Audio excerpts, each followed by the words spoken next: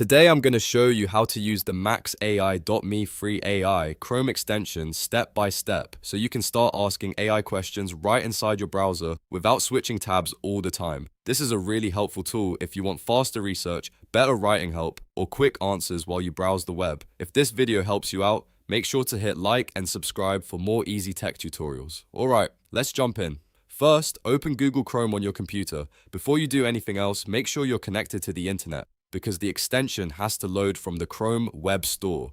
Next, go to the top right corner of Chrome and click the three dots menu. From the drop-down, hover over Extensions, then click Visit Chrome Web Store. This will take you to the official store where you can safely search for browser extensions. Once the Chrome Web Store opens, use the search bar and type maxai.me. In the results, look for the extension that says MaxAI. Ask AI anything as you browse. That's the one you want. Always double check the name so you install the correct extension and not a lookalike. Now click Add to Chrome. Chrome will show you a confirmation window asking for permission to install the extension.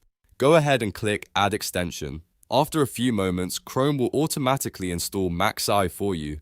When the installation is complete, look at the top right corner of your browser. You may not see the extension immediately, so click the puzzle piece icon. This opens your installed extensions list where you can manage all the extensions in Chrome. Find MaxAI in the list and click on it to open and use it. Depending on the setup, you may need to sign in or complete a quick first-time setup before you can start asking AI questions. Once it's ready, you can begin using maxai.me while browsing websites, reading articles, or working on tasks online. This is the basic way to get started with the free MaxAI Chrome extension. From here, you can explore the tools and features available inside the extension and use it whenever you need help from AI directly in Chrome. If you found this tutorial useful, please like the video and subscribe to the channel. It really helps the channel grow, and it also lets you know when I post more step-by-step guides just like this one. Thanks for watching, and I'll see you in the next video.